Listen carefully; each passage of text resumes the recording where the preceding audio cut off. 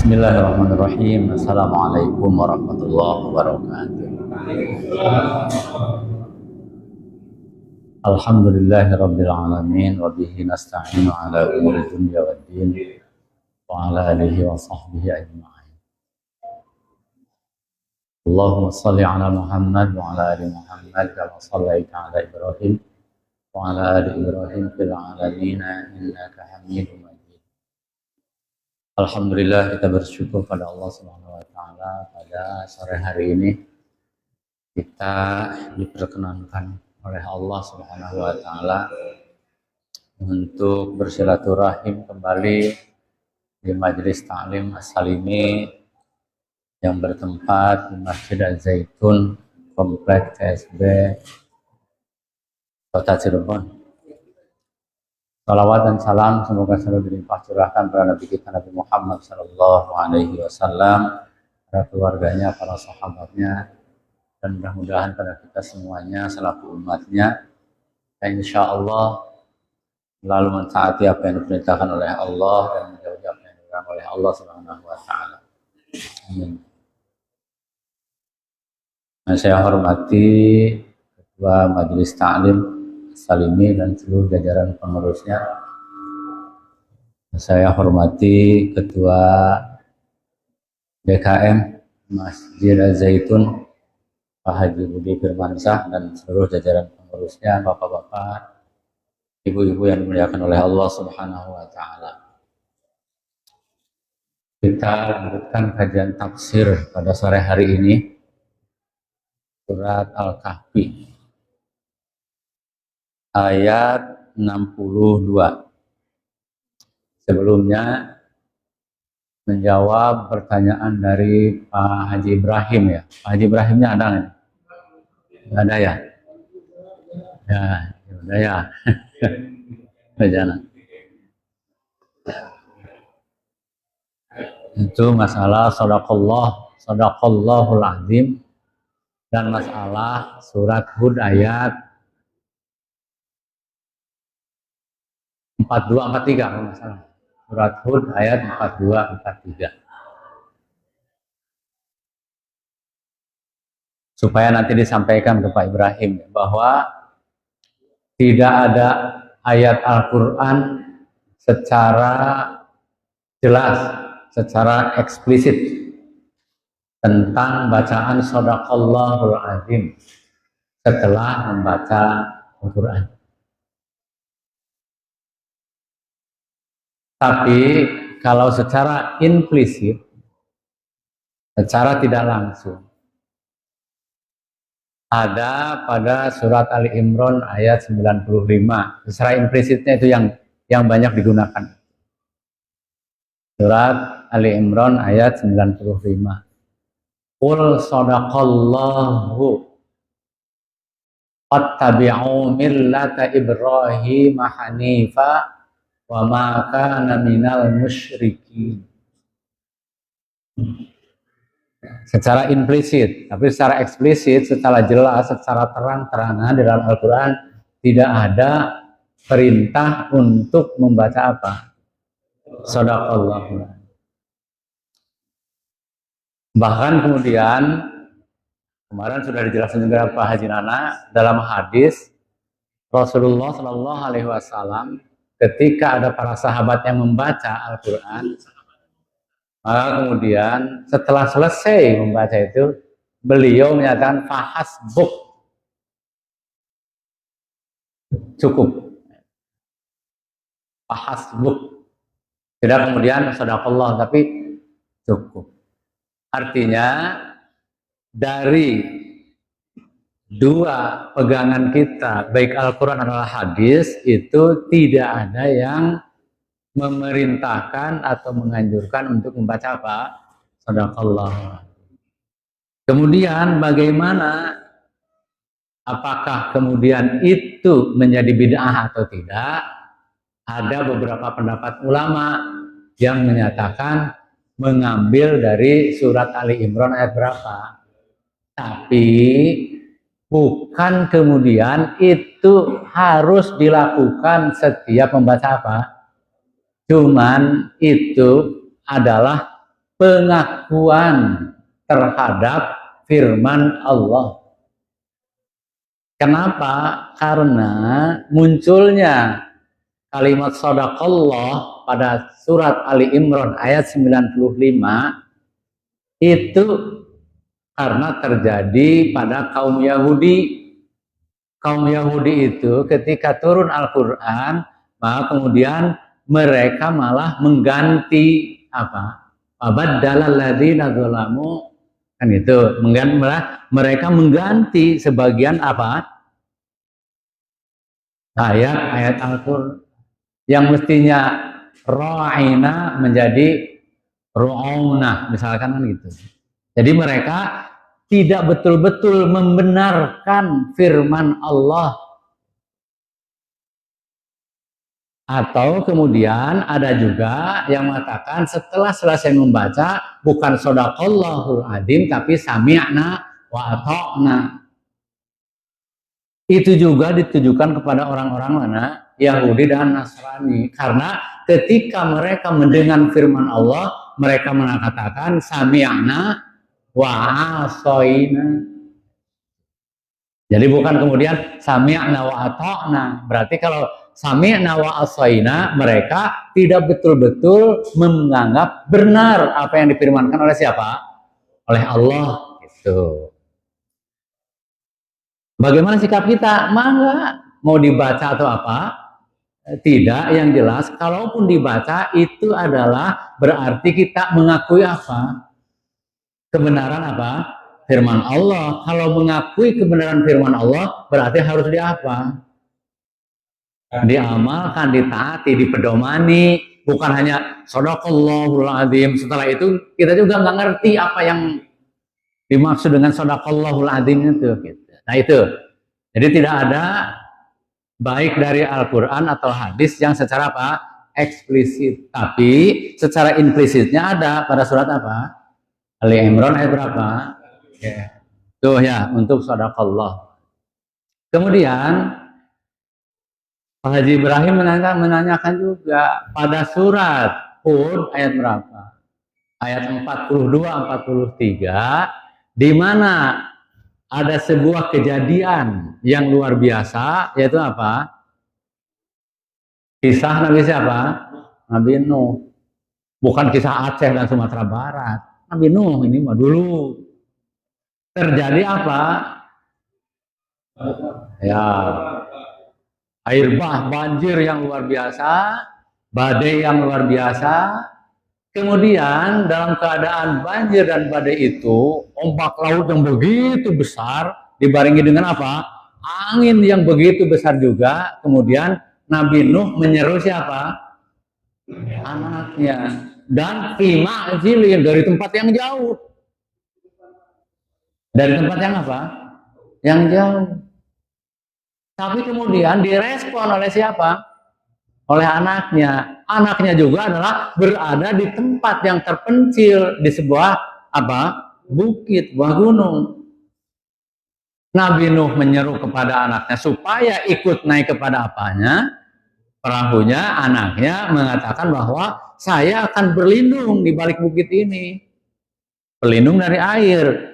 Kenapa? Karena saya yakin bahwa dengan bukit ini kemudian saya akan merasa aman dari air bah dan angin yang luar biasa itu. Tapi kemudian pada akhirnya ditenggelamkan. Apakah, nah itu penafsirannya gitu kan, apakah dalam penafsirannya ada yang menafsirkan karena beliau Pak Ibrahim itu mendengar bahwa dari kisah ini ditemukan adalah dari dulu sudah ada apa? Alat komunikasi yang canggih. Artinya begini, dalam semua penafsiran kitab-kitab ya, dengan menggunakan metode apa? Klasik, tidak ditemukan penafsiran adanya apa?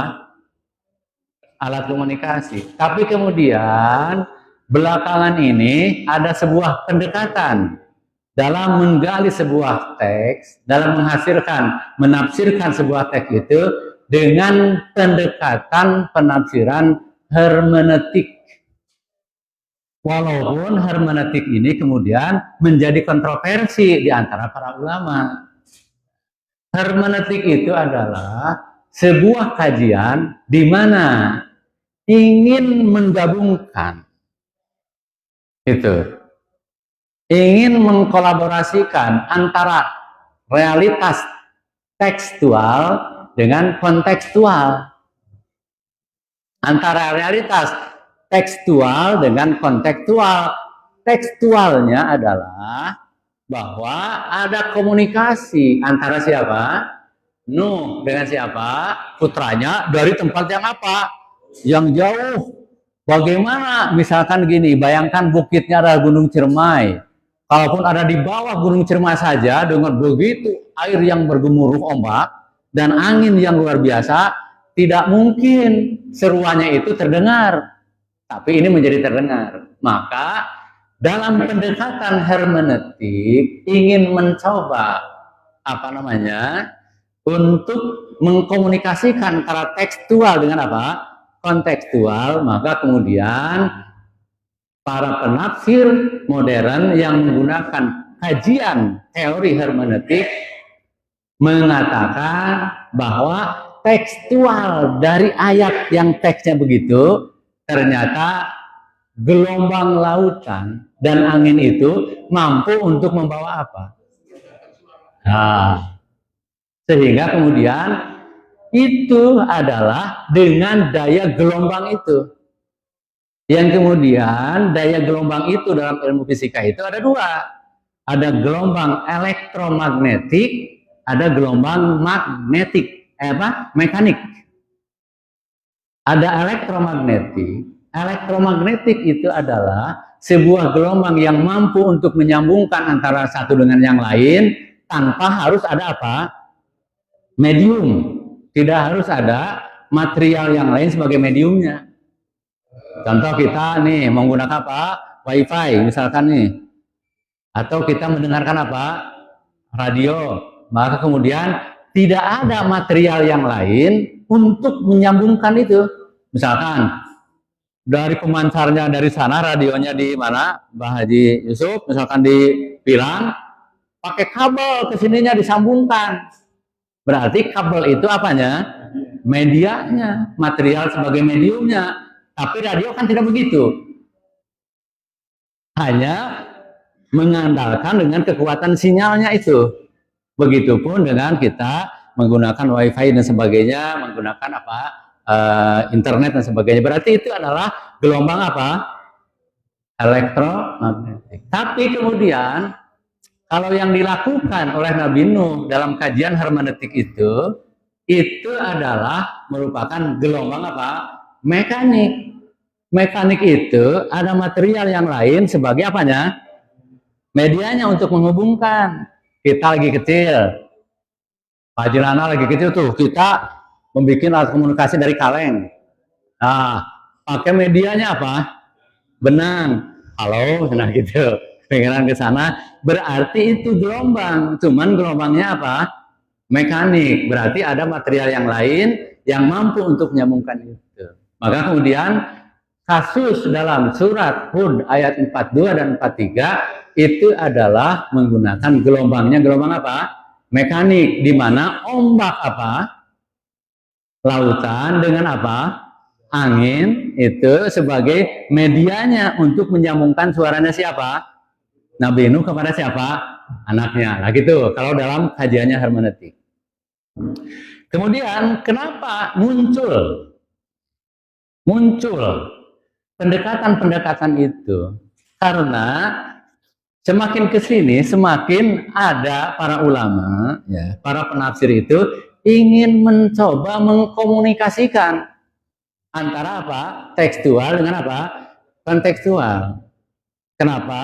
Karena tadi kalau hanya tekstual saja berarti Al-Qur'an ini hanya isinya cerita-cerita masa lalu. Berarti kita hanya terjebak dalam romantika masa lalu. Ustaz Yoga hanya coba lihat masa kejayaan Islam, masa ini, masa lalu. Berarti kita hanya ingin apa? Terus mengadakan hubungan yang romantis dengan masa lalu saja, tapi tidak kemudian bagaimana romantisme masa lalu itu diwujudkan dalam apa? Islam sekarang ini. Kan gitu. Sehingga muncul. Jadi tidak hanya kita terus berbicara tentang sejarah masa lalu, tapi realnya untuk sekarang seperti apa? Karena apa? Karena cerita-cerita masa lalu, kisah-kisah masa lalu itu wujud juga dalam apa? Realitas umat sekarang. Kan gitu ya. Contoh seperti surat Al-Adiyat kemarin, itu membicarakan tentang apa? Kengeyelan orang. Masa lalu juga itu. Tapi sampai sekarang masih ngeyel nggak orang-orang? Masih ngeyel. Termasuk kita sendiri terkadang ngeyel. Kan ya? Masih ngeyel, masih susah untuk diberikan masukan dan sebagainya kan gitu ya. Sudah saya contohkan, misalkan kejadian apa? Banjir di mana? Ya itu. Kenapa? Karena kengeyelan mereka. Allah Subhanahu wa taala di dalam Al-Qur'an menyatakan bahwa kami menciptakan langit dan bumi dengan kestabilannya. Bagaimana menyatabilkan bumi ini, kemudian Allah memancangkan apa? Gunung-gunung dan sebagainya. Tapi kemudian manusia sekarang ini tidak memelihara apanya? Ekosistemnya. Sehingga tidak terjadilah ketidakstabilan, maka wujudlah seperti ini. Dan itu diantaranya adalah tentang apa? Kengeyelan kita. Real di masa sekarang ini. Ya. Kemudian untuk real itu maka tadi shadaqallahul azim juga harus real dalam kehidupan kitanya. Sama dengan gini. Kita pada surat Muawwadzatain, surat apa? Al-Falaq dengan surat apa? An-Nas, bahwa itu adalah untuk menangkal apa? Ya kan itu sihir dan sebagainya. Tapi harus paham karena di sana qul a'udzu birabbil falaq, qul a'udzu birabbin nas. Apa artinya? Katakanlah bahwa aku berlindung kepada siapa? Tapi kalau hanya dibaca, tahu artinya tidak, maksudnya tidak, ya mau ngapain? Tapi kalau memahami dengan baik tanpa dibaca pun kita sudah apa? Berlindung kepada siapa? Kan gitu. Ketika kita baca basmalah mau pergi, kan basmalahnya hanya begitu saja. Tapi kalau diyakini basmalah itu luar biasa, mendalami kitanya, maka menjadi luar biasa enggak? Luar biasa. Nah, seperti itulah untuk apa? Merealisasikan antara apa? Tekstual dan apa? Kontekstual. Itu hubungannya yang tanyakan oleh Pak Haji Ibrahim. Nah, jadi saya sudah tidak ini kan karena sudah saya sampaikan. Nanti kalau ada Pak Haji Ibrahim tinggal diberikan aja, beritahukan sama Pak Haji Nana, sama Kang Sony, Pak Haji Ibrahim gini gitu. Nah itu ya. Kemudian nih kita lanjutkan. Al-Kahfi ayat 62. Membaca Al-Kahfi juga pada kisah ini sebetulnya selesai kisah ini dari mulai wa in qala Musa sampai ayat keberapa itu?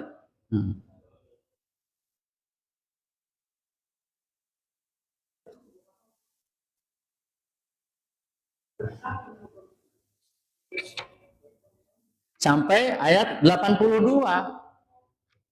Hanya cerita itu saja, hanya kisah itu aja. Dari ayat berapa tadi itu? 60 sampai ke 82. Hanya menceritakan, mengkisahkan kisahnya siapa? Nabi Musa bertemu dengan siapa? Dengan Khidir.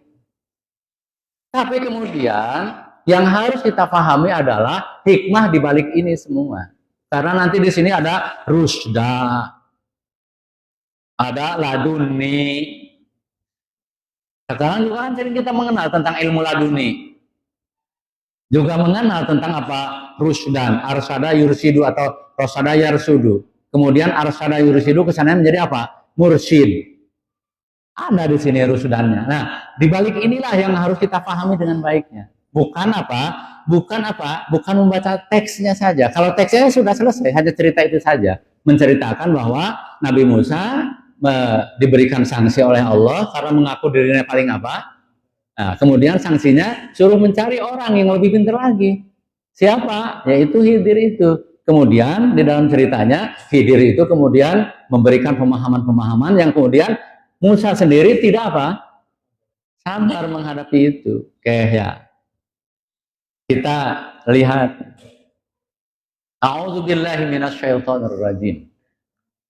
Falamma jawaza qala li fatahu atina goda'ana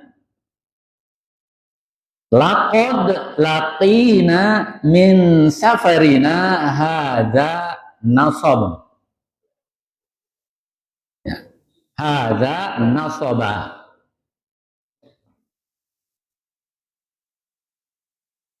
Falamma dan tatkala dan ketika jawaza mereka berdua melewati. Ini Pak Budi harus jawaza, ada domir, domirnya huma, domirnya adalah domir mustatir. Kenapa? Karena tersembunyi gitu. Gitu Pak Iskandar. Falamma jawaza, maka ketika mereka berdua melewati, Qala berkata. Siapa yang berkata? Huwa, ada domir mustatir lagi. Huwanya ke siapa? Ke Musa. Maka Qala berkata, siapa? Musa. Kepada siapa berkatanya? Li fatahu. Punya domir lagi, muttasil bariz. Gitu. Itu bahasa. Li fatahu, kepada pembantunya. Falamma jawaza, maka ketika mereka berdua melewati, Qala berkata Musa li fatahu, kepada pembantunya, atina, kesinikan coba, berikan pada kami. Atina tuh, coba kesinikan. Goda'ana, apa? Makanan, bekal kita. Laqad laqina, sungguh telah menimpa kepada kami min safarina, dari perjalanan kita ini, min safarina hadza, dari perjalanan kita yang ini, nasoba, apa? Keletihan. Nih, awas. Ini ketika kita membaca ini, maka Pak Budi kan suka bertanya, Ustaz, bagaimana menelusuri pada ayat sebelumnya? Nah, ini harus ditelusuri kepada ayat sebelumnya, karena kolanya ke Musa, kan gitu. Godaannya juga kepada yang sebelumnya. Kenapa? Karena perjalanan Nabi Musa waktu itu, maka kemudian Allah menyarankan supaya membawa bekal. Di antara bekalnya itu apa? Hut. Apa hut tuh? Ikan, gitu kan? Hut itu ikan. Cuman kemarin kan sudah dijelaskan perbedaan antara hut dengan samak. Kalau kita mau yang kita makan bukan hut, tapi apa? Samak. Tapi samak bukan tikar, karena kita nggak makan tikar, kan gitu. Samak dalam artian apa? Ikan. Hut juga ikan. Cuman samak itu ya ikan gurame, gitu. Ikan mas, ikan nila, yang kita memahami bentuknya. Coba nila paling besar seperti apa? Gurame paling besar seperti apa? Tawes paling besar seperti apa? Ikan nilem paling besar seperti apa? Nila paling besar seperti apa? Maka itulah yang disebut dengan apa? Samak. Samakun ikan. Hutun juga apa? Ikan. Perbedaannya adalah hut itu adalah suka digunakan pada apa? Penyebutan ikan yang raksasa di zaman-zaman dulu, zaman kuno itu. Tapi sampai sekarang masih ada. Di antaranya ikan apa yang besar itu? Ya, misalnya. Kenapa kita makannya samak bukan hut? Karena sesuai dengan apa? Fisik kita. Fisik kita seperti ini, pantaslah kalau hidangannya di depan itu ikan mas. Jadi kalau ke Kang Soni mah disuguhnya teh ikan mas. Bukan hut. Karena kalau disuguhnya hut, kan minimalnya 4 meter. Kan gitu. Cuma kalau kita hidangannya seperti itu kan kayak. Nah, ingat ini ketika falamma jawaza qala li fatahu atina godaan. Ketika mereka berdua lewat. Nah, lewatnya apa? Lewat itu apa? Sebelumnya bahwa Nabi Musa sudah diberi ciri-ciri oleh Allah. Coba kamu Musa, karena kamu merasa orang yang paling hebat, orang yang paling alim, orang yang paling pinter di antara kaum Bani Israel. Ada orang yang lebih hebat dari kamu. Dengan ciri-ciri seperti ini, cari di mana tempatnya, wahai Allah, cari aja. Karena sebagai sanksi. Kalau sanksi kemudian tuh di sana ya udah bukan sanksi, cari aja. Tapi untuk mengetahui bahwa di mana orang itu berada, coba bawa aja hut ikan. Tapi ikannya itu ikan yang sudah diapa kemarin tuh? Sudah dibakar, ikan mati. Nanti kalau kamu kehilangan ikan ini, maka berarti di sanalah tempatnya. Tempatnya itu adalah Majma'al Bahraini. Maka kemudian ayat yang ke-62 ini lagi berkata itu. Falamma jawaza, maka ketika mereka berdua melewati tempat yang ditunjukkan oleh siapa? Allah dengan ciri-cirinya itu, ya kan? Melewati Majma'al Bahraini ini. Ya. Ketika lewat itu, Musa kemudian merasa apa? Aduh, capek, kan dia tahu itu teh apa? Bekal teh kesini kan. Ya bekalnya itu berupa apa? Hut. Coba kesini kan bekal tuh. Kita sudah merasa letih dari menempuh perjalanan ini. Ya tuh. Ai di sini. Fala maqta'a dzalikal makan. Ketika mereka melewati tempat yang disebutkan oleh Allah, ciri-cirinya begitu. Wa huwa Majma'al Bahraini, yaitu adalah pertemuan dua apa? Kemarin tuh laut mana dengan apa? Teluk apa? Persia dengan apa?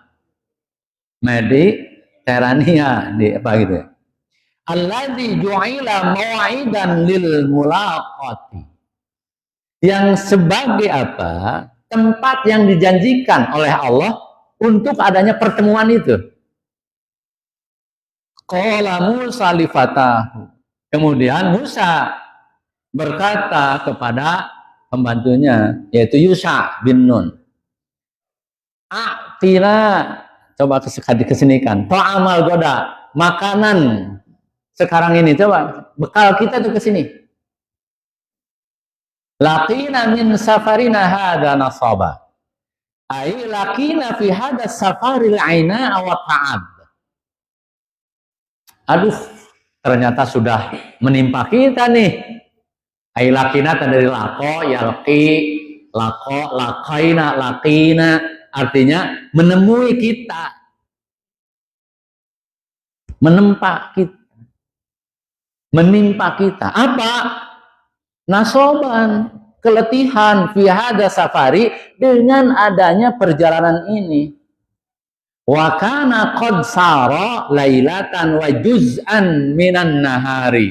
Dan mereka berdua itu sudah menempuh perjalanan lailatan, satu malam, wa juz'an minan nahari, dan setengah hari. Berarti berapa itu? Ya setengah hari, semalam setengah hari. Wa juz'an minan nahari.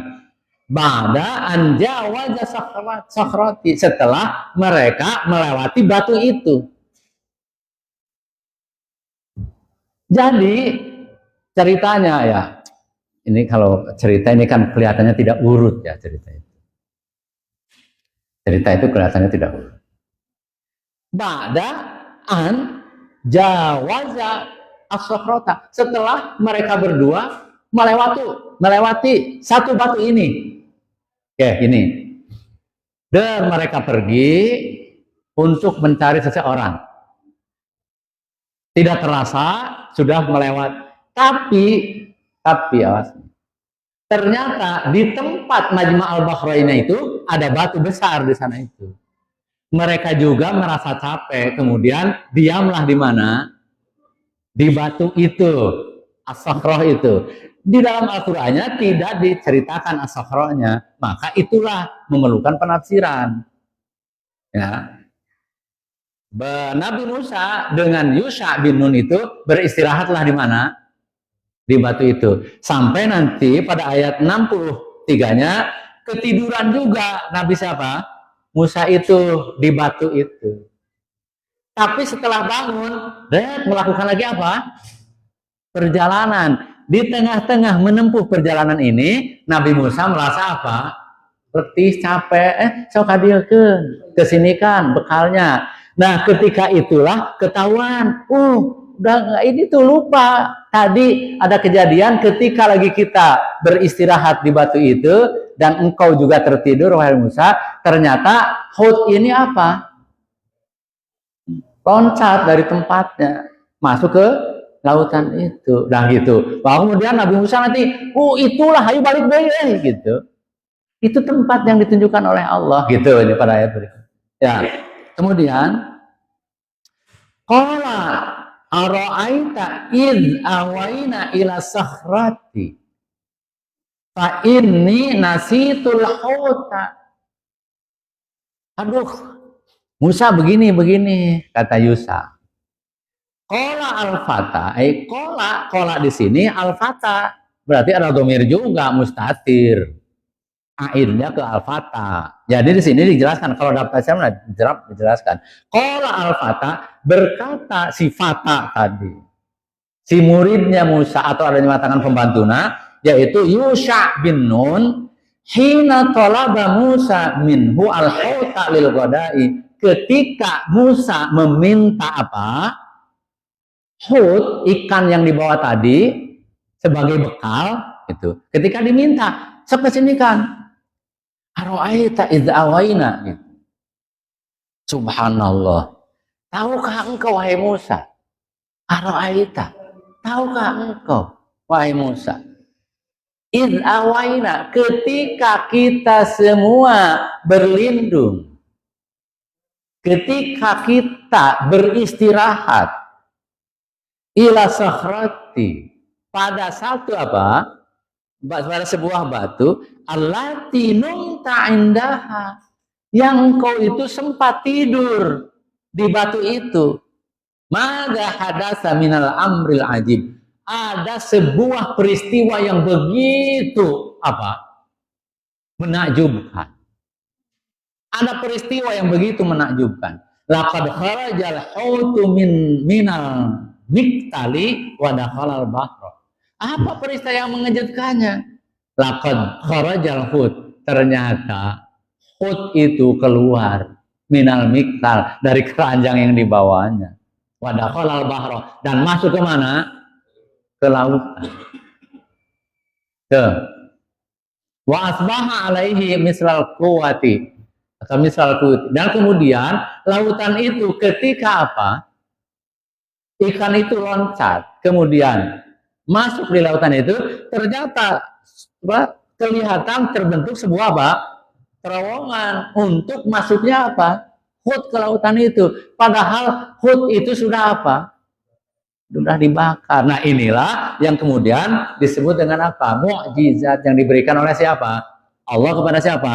Musa. Nah, pernyataan Allah dalam Al-Quran seperti ini itu shadaqallahul azim. Apa? Ya benar firman Allah ini. Jangan kemudian masa sih? Nah, gitu. Hari masa sih mah kalau kejadiannya kemudian kita yang mengarang ceritanya. Ini firman Allah. Nah itu yang disebut dengan tadi surat Ali Imran ayat 90. Qul shadaqallah. Katakan apa yang difirmankan oleh Allah itu apa? Benar adanya, jangan ada apa? Keraguan. Masa ikan sudah dibakar kok ini lagi. Wah itu mengarang cerita. Berarti Islam itu banyak sekali karangan-karangan ceritanya. Itu Al-Qurannya begitu. Padahal ini mengandung apa? Menguji apa? Keimanan kita, iman nggak dengan seperti ini. Karena apa? Karena tadi Al-Quran itu sebagai syariat dan hadis sebagai syariat, di dalamnya mengandung berapa hal? 3 hal. Apa? Hablum minallah, hablum minannas, hablum minal alam. Ingat itu. Hablum minallah berarti tali perikatan aturan dengan siapa? Allah. Apa? Akidah dan apa? Ibadah. Akidah dan apa? Ibadah. Pernyataan Allah ini akidah bukan? Akidah itu apa? Keyakinan yang apa? Yang mutlak kebenarannya absolut. Itu akidah. Sehingga disebut dengan dogma. Dogma. Kalau di organisasi disebut dengan apa? Doktrin. Di organisasi ada doktrin, bukan dogma, tapi doktrin. Ya semua organisasi ada doktrinnya. Di NU ada doktrin, di Muhammadiyah ada doktrin, di Persis ada apa?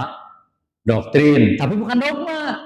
Tapi secara akidah, mau NU, mau Muhammadiyah, mau Persis, mau yang lainnya, punya akidah nggak? Berarti punya dogma nggak? Punya, karena dogma mah sebuah ajaran yang diyakini kebenarannya secara apa? Secara mutlak, secara absolut. Firman Allah yang menyatakan ini hubungannya dengan akidah bukan. Kebenarannya kira-kira absolut enggak? Absolut. Ada hubungannya dengan akidah dan hubungannya dengan ibadah. Ada hubungannya dengan ibadah. Wa aqimus shalah wa atuz zakah. Ya kan? Ibadah bukan? Ibadah bukan? Ibadah. Dilaksanakan enggak oleh kita? Kenapa? Karena dogma itu perintah dari siapa? Dari Allah. Surat Al-Baqarah ayat berapa? 43. Kayak gitu. Dengan hablum minannas. Hablum minannas itu apa? Hubungan antar siapa? Manusia. Berupa apa? Muamalah. Apalagi? Muakalah. Apalagi? Jinayat. Ada hubungan jinayat. Hukum, pidana, dan perdata. Dibahas dengan dalam jinayat itu. Ada muamalah. Di antara muamalah itu apa? Hubungan apa? Rumah tangga suami istri muamalah bukan? Hubungan bisnis antara seorang dengan yang lain muamalah bukan? Dibahas dengan dalam Al-Quran. Dibahas. Kemudian hablum minal alam. Hubungan antara manusia dengan apa? Alam. Untuk memelihara apanya? Lingkungan hidupnya. Untuk memelihara apa? Kestabilan ekosistemnya. Cuman di dalam hablum minallah banyak yang dilanggar, hablum minannas banyak yang dilanggar, hablum minal alam banyak yang dilanggar.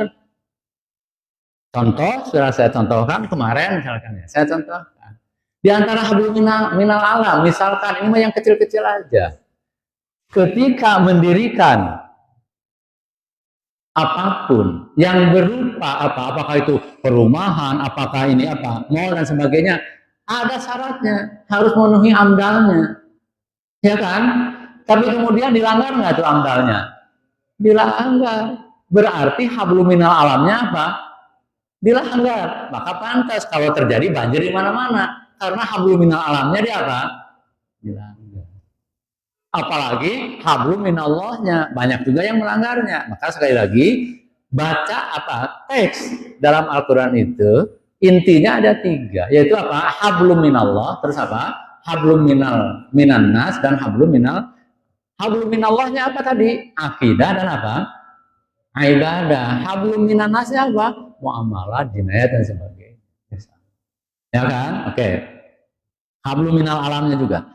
Terkadang kita hablum minallah terus di sosialisasikan, hablum minannas juga terus, tapi lupa satu, hablum minal alam. Kerusakan Aceh sekarang, kerusakan Sumatera itu karena hablum minal alamnya tidak diabaikan, tidak diperhatikan. Maka muncullah seperti ini. Kemudian ada dhaharul fasadi fil barri wal bahri. Itu hadis atau Al-Quran? Nah, kan gitu. Berarti itu lagi berbicara tentang apa? Hablum minal alam, lagi berbicara antara hubungan manusia dengan alam. Tapi hubungan manusia dengan alamnya ya, bukan kemudian hubungan manusia dengan alam dilakukan dengan meditasi. Dan sekarang begitu, untuk memelihara hubungan manusia dengan alam itu dengan cara apa? Meditasi. Ya kan? Bukan begitu caranya. Ya, jadi itu. Kemudian di sini ternyata loncat. Qad nasitu an adzkura laka zalika hina istaiqadta. Aduh, mohon maaf. Maaf wahai Musa. Qad nasitu, saya lupa tadi. Karena kejadiannya adalah ketika engkau lagi tidur. Tapi kalau saya tidak. Engkau lagi tidur, saya terjaga karena mendampingi engkau. Ketika saya terjaga, loncatlah itu dari miktalnya, kemudian masuk ke lautan. Tapi engkau dalam keadaan tidur. Setelah engkau bangun dari tidur, kemudian apa? Saya lupa untuk memberitahukan peristiwa ini. Peristiwa loncatnya apa? Hut, ikan itu ke lautan. Saya lupa memberitahukan. Wama ansanihu illa syaitanu an adkurah. Mohon maaf, aikod ansani asyaiton. Telah memberikan rasa lupa kepada saya itu asyaiton. Makanya asyaiton adanya di mana? Di dalam diri kita. Lupa tadi itu. Lupa tidak memberitahukan. Lupanya itu adalah karena apa? Ya pengaruh syaiton yang ada dalam dirinya gitu. Lalai dari hal itu. An ukhbiraka an qissatihil gharibah, yaitu tentang kisah ini, berita ini yang memang kisah ini adalah gharib. Apa gharib itu? Aneh. Gitu. Wattakhadha sabilahu fil bahri ajaba. Wattakhadha, maka kemudian ikan itu dia loncat mengambil sabilahu jalannya fil bahri menuju ke laut ajaba dengan cara yang begitu apa? Menganehkan, yang begitu aneh. Ai wattakhadal hautu tariqahu fil bahri. Dan ternyata ikan itu mencari jalannya sendiri untuk berupaya masuk ke laut. Wa kana amruhu ajaba. Dan betul-betul keadaan itu sangat aneh. Kenapa anehnya? Ya kan udah mati. Kau bisa loncat. Ya ta'ajjabul fata min amrihi li'annahu kana hautan maswiyan. Itu menjadi aneh bagi si fata itu. Kenapa? Karena hut itu li'annahu kana hautan maswiyan. Karena ikan itu adalah ikan bakar. Maswiyan, ikan yang sudah dipanggang. Padabbat fihi al-hayatu dakhal. Kemudian malah dia jadi hidup kembali dan masuk ke lautan. Aneh kan katanya. Wah, kemudian setelah berita itu sampai pada Nabi Musa, qala zalika ma kunna nabghi. Kata Musa, berkata Musa, zalika itu tuh peristiwa tadi itu tuh, peristiwa itu tuh. Ma kunna nabghi adalah tempat yang kita cari. Adalah tempat yang kita cari. Qala Musa, hadzal ladzi natlubuhu wa nuridu. Itulah tempat yang kita inginkan. Li'annahu alamatan ala gordina, itu merupakan sebuah ciri, sebuah tanda yang telah diberitahukan oleh Allah an gordina, tentang maksud kita. Wa huwa luqiyar rajulus salihu, yaitu apa? Bertemunya apa? Seorang apa? Laki-laki yang saleh. Bahkan di sini katakan Khidir itu bukan seorang nabi. Khidir itu bukan seorang apa? Nabi. Tapi as-sahih yang benar as-sahih, ini dalam tafsir. Yang benar annal Khidir, sesungguhnya Khidir itu alaihi salam laisa binabiyyin, bukan seorang nabi. Innama huwa, dia hanyalah min ibadillahi salihina. Hanya sebagai apa? Hamba Allah yang saleh. Wa auliya'uhu al-muqarrabina, dan wali Allah yang didekatkan oleh Allah kepadanya. Wa qad azharallahu ala yadaihi hadhil karamat, dan Allah telah memberikan keutamaan, memberikan karamat kepadanya dengan kedua tangannya. Apa karomah kedua tangannya? Dia melubangi apa? Kapal. Dia membunuh apa? Dia mengangkat tembok dengan kedua tangannya enggak? Ya kan? Berarti ala yadai, Allah memberikan keistimewaannya di atas kedua tangannya. Wal umurul ghaibatu, dan hal-hal yang tidak nampak. Kenapa melubangi ini? Karena ada hal yang gaib yang tidak nampak. Karena melubangi ini karena ada yang. Tapi kemudian syariat ini jangan kemudian dibawa oleh kita. Ketika melihat anak kecil, anak kecil ini ternyata kan dibunuh oleh kita teh. Enggak begitu. Karena lain permasalahannya. Mungkin saja sekarang mah kalau membunuh anak kecil khawatir menjadi pembangkang, dibunuh apanya? Nah, itu. Dibunuh itu apa? Dibunuh apa? Karakter jahatnya, bukan dibunuh apanya? Orangnya. Jangan kemudian itu artinya bunuh anak, kenapa? Saya kan titisan Khidir. Nah, itu. Kan sukaan begitu itu teh. Saya titisan siapa? Khidir. Bahkan sekarang, saya ketemu Nabi Khidir di pasar. Ternyata Nabi Khidir itu hidupnya sederhana. Jualan ikan gitu. Ada yang gitu. Kan tidak ada. Misalkan cerita-cerita di pesantren-pesantren gitu. Saya suka cerita.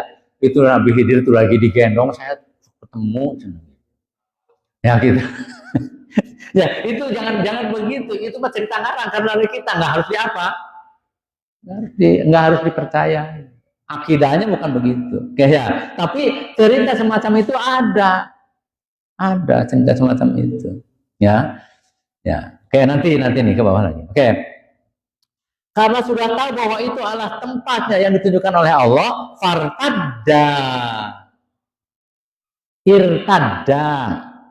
irtadda yartaddu, bahwa ya kemudian murtadun. Apa murtad itu? Keluar dari akidah, balik lagi kepada kesesatan, itu murtad. Asalnya dari irtadda yartaddu. Nah, fartadda, maka kemudian mereka berdua kembali lagi kemana? Ke tempat tadi kejadian yang diceritakan oleh si Fatah. Fartadda ala asarihima. Kemudian mereka semua balik lagi ala asarihima, mengikuti bekas mereka tadi berjalan mereka berdua, kososo, menelusuri, ditelusuri apa itu tadi? Dari kemana nih? Oh kesini. Ditelusuri aja supaya bisa kembali lagi kemana? Ke tempat tadi apa? Lepasnya ikan tadi. Oke. Ai roja'a fi tariqihima alladhi ja'a minhu. Yatatabi'ani asarohumal awal. Li'alla yakhruja anit tariq. Dia menelusuri jalan yang tadi. Fawajada abdan min abdina. Fawajada, maka mereka berdua menemukan seorang hamba. Tidak begini bahasanya. Fawajada nabiyan min nabiyina. Tidak begitu bahasanya di Al-Qur'annya itu. Tapi fawajada abdan min abdina. Maka kemudian mereka berdua menemukan yang dituju abdan, seorang hamba, min abdina, dari hamba-hamba kami, di antara hamba-hamba kami. Ai wajadal Khidir, mereka berdua menemukan Khidir alaihi salam. Ainda sakhrati, di dekat batu tadi yang mereka berhenti. Allati faqadda indahal al-hauti, yaitu ketika ikan itu hilang, lenyap lautan. Wa fil hadisi, dan di dalam sebuah hadis dikatakan anna Musa wajadal Khidir, sesungguhnya Musa menemukan Khidir musajjan bisaubihi mustalqiyan alal ardi. Khidir tuh lagi apa? Lagi tiduran di tanah, di dekat apa? Batu itu, di pesisir itu, dengan berselimutkan pakaiannya saja. Faqala lahu, kemudian Musa berkata kepadanya, assalamu alaika. Udah saya ingatkan belum? Assalamu alaika. Nah, ini assalamu alaika ada hubungannya dengan assalamu alaikum. Apa artinya? Bolehkah? Nah, suka ada yang nanya, boleh enggak kalau kita mengucapkan salam kepada non-Islam? Boleh enggak? Boleh enggak kalau menjawab dan sebagainya? Bahkan ini ada menjelang assalamualaikum. Nanti kita lanjutkan setelah salat. Terima kasih. Wassalamualaikum warahmatullahi wabarakatuh.